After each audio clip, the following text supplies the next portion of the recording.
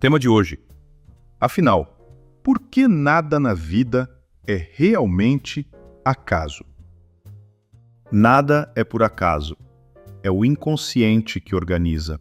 Há momentos em que tudo parece se alinhar com precisão absurda. Um livro que cai da estante, aberto na página certa. Um encontro inesperado que muda o rumo da sua vida.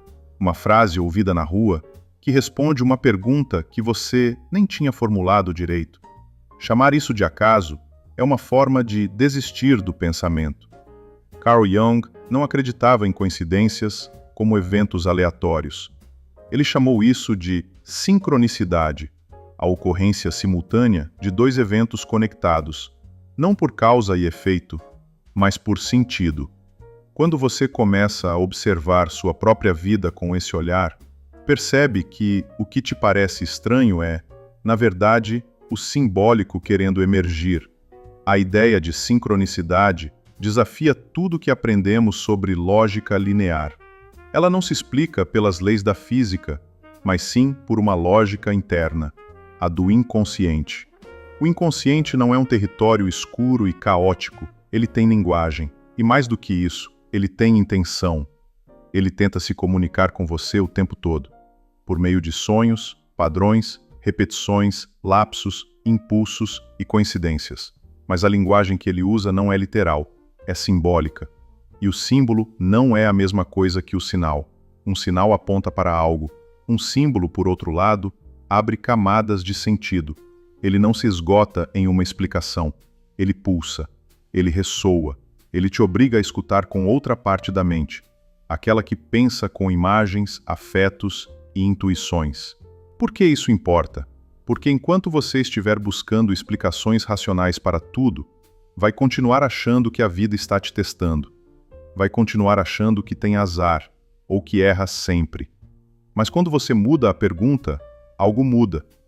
Não é por que isso aconteceu comigo, mas o que isso está tentando me mostrar. É aqui que a sincronicidade vira chave. Ela não responde o ego, ela desafia o ego. Ela te obriga a abandonar o controle e começar a escutar. E nessa escuta silenciosa, nasce um novo tipo de ordem. Uma ordem onde os eventos externos e os estados internos se encontram no mesmo ponto. Você está dentro de um campo simbólico. E tudo o que te acontece tem um recado embutido, esperando ser lido. Vamos entender por que a dor, mais do que os sonhos ou os insights, é o portal mais frequente para esse campo simbólico. Porque antes de te libertar, o inconsciente precisa te desorganizar. Toda dor tem forma, ela quer ser compreendida. Às vezes, a dor que sentimos parece não ter nome. Vem de lugares onde não sabemos mexer. Mas segundo Jung, toda dor tem forma. Ela é simbólica. E tudo que é simbólico pode e deve ser compreendido. Você já se perguntou por que certas dores parecem não passar, mesmo com o tempo? É porque elas não vieram apenas para passar, vieram para transformar. O inconsciente não fala com palavras. Ele fala com sintomas, sonhos, repetições, crises. E quando não escutamos sua linguagem, ele aumenta o volume. O que começa como ansiedade, vira insônia. O que era só um incômodo, vira padrão. Aquilo que ignoramos lá fora, se aloja aqui dentro. Jung dizia que aquilo que você resiste, persiste, e aquilo que você olha de frente, se transforma. Essa não é uma frase motivacional, é uma orientação clínica. Dores ignoradas se cronificam. Dores escutadas ganham caminho. Imagine a dor como uma estátua que aparece na sua sala. Uma figura que você não convidou. Você pode ignorá-la, pode andar em torno dela, pode até fingir que não está ali. Mas a estátua continua presente, silenciosa, imóvel, até que você a encara e percebe que ela tem um rosto, um gesto, uma história. É o momento em que o símbolo se revela e a consciência começa. A dor não quer apenas doer, ela quer falar. E muitas vezes o que ela está dizendo é: você precisa mudar algo que ainda não teve coragem de mudar. Mas atenção, entender o que ela diz não significa se livrar imediatamente dela. O processo é mais sutil. Quando você dá forma à dor, quando você a nomeia, você a torna menor. Não menos importante, mas menos opressiva, porque agora ela tem um lugar, e tudo que tem lugar deixa de ser ameaça e vira mapa. É por isso que tanta gente trava na jornada de autoconhecimento, porque quer se curar sem se escutar, quer se libertar sem antes se rever, e quer se reinventar sem antes reconhecer os cacos que ficaram pelo caminho. Jung não acreditava em fórmulas rápidas, ele acreditava em caminhos, e cada dor é uma pista desse caminho. Negar isso é como apagar placas numa estrada escura. Então, da próxima vez que algo doer, pergunte: que forma tem essa dor? Onde ela toca em mim? O que ela está tentando me ensinar? Você não precisa ter todas as respostas agora, mas precisa ter a coragem de começar a perguntar. Você não encontra pessoas, você encontra pedaços seus. Às vezes, a vida te apresenta alguém que mexe com tudo. Você não sabe explicar por quê, mas a presença daquela pessoa te incomoda ou te atrai. E quase sempre as duas coisas ao mesmo tempo.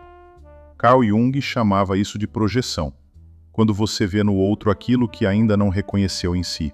Mas isso vai além da psicologia popular, porque não é apenas uma questão de espelhar, é uma questão de reencontrar. Você já parou para pensar quantas das suas relações não são na verdade diálogos com partes de você que estavam silenciadas? A pessoa que você ama talvez represente sua ânima ou seu ânimos. A pessoa que você odeia talvez esteja carregando seu pai ferido, sua mãe controladora, sua criança rejeitada. E aquelas figuras que te atraem como um imã podem estar tocando diretamente o que Jung chamava de self, o centro organizador da sua psique. A maioria das pessoas vive relacionamentos apenas na superfície. Gosto ou não gosto. Me faz bem ou me machuca. Quero perto ou quero distância. Mas quem busca autoconhecimento precisa ir além disso. Precisa observar as relações como símbolos vivos da própria alma. Sabe aquela pessoa que parece sempre te provocar o mesmo conflito, mesmo que mude o nome, o rosto, o endereço? Talvez o conflito não seja com ela, seja com você mesmo, em uma parte que ainda está inconsciente e pedindo por luz. As relações não são apenas experiências afetivas. Elas são processos simbólicos de transformação psíquica. O outro é, muitas vezes, o veículo que o inconsciente usa para te contar alguma verdade. E às vezes, você precisa se afastar de alguém, não porque aquela pessoa é má, mas porque já cumpriu a função simbólica que tinha na sua trajetória. Tudo na vida fala. E o outro é uma das linguagens mais sofisticadas que o inconsciente usa para você finalmente escutar o que estava tentando dizer há anos. Talvez você não esteja buscando o amor. Talvez esteja buscando a reconciliação com uma parte esquecida de você mesmo. E cada encontro é uma chance de cura. Você pode mudar sua vida inteira se começar a enxergar a realidade como símbolo. Mas o que isso significa na prática? E o espelho que fere e cura. Todo encontro verdadeiro é um espelho. E espelhos, como sabemos, nem sempre mostram o que gostaríamos de ver.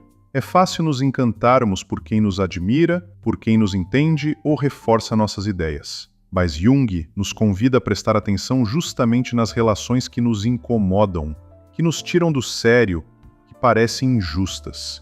Nessas, existe uma chave oculta. São as que mais revelam o que está desorganizado em nós. Ele chamou isso de projeção. Aquilo que não queremos reconhecer em nós mesmos, nossos medos, vaidades, inseguranças ou impulsos agressivos, tendemos a enxergar com nitidez dolorosa nos outros. E então, julgamos, criticamos, afastamos, mas o que estamos realmente tentando eliminar é algo que está em nosso próprio inconsciente. Isso não significa aceitar abusos ou permanecer em relações destrutivas. Significa usar cada desconforto relacional como um mapa. O outro está me revelando algo que ainda não conheço em mim? A filosofia estoica dizia que ninguém nos ofende sem nossa permissão. Já Jung completaria: ninguém nos toca tão profundamente se não houver ali um campo vibracional já existente em nosso interior. Nos momentos de conflito, costumamos perguntar: por que ele fez isso comigo? Uma pergunta mais fecunda seria: Por que isso me afetou tanto? Essa é a diferença entre viver como vítima ou como alguém em processo de individuação. E o mais intrigante é que, assim como os espelhos humanos nos ferem, eles também podem nos curar. Uma amizade verdadeira, um amor maduro ou um gesto inesperado de compaixão. Tudo isso também revela aspectos esquecidos da nossa essência. A pessoa certa, no momento certo, pode reacender o que estava adormecido em nós. Somos moldados nas bordas do que sentimos pelo outro, nos traumas e nas alianças, nas rejeições e nos pertencimentos. A consciência não se expande na solidão do ego, mas na fricção simbólica do encontro. Jung dizia que a alma precisa de conflito para crescer, e muitas vezes o conflito mais fértil vem das relações que nos fazem sangrar. Elas tocam na ferida, mas também nos forçam a criar pele nova. Não se trata de buscar pessoas perfeitas, mas de observar quem são aqueles que me despertam raiva, inveja ou encantamento excessivo. O que essa reação diz sobre o que ainda não conheço ou não aceito em mim? O outro é um espelho, e às vezes o espelho estilhaça.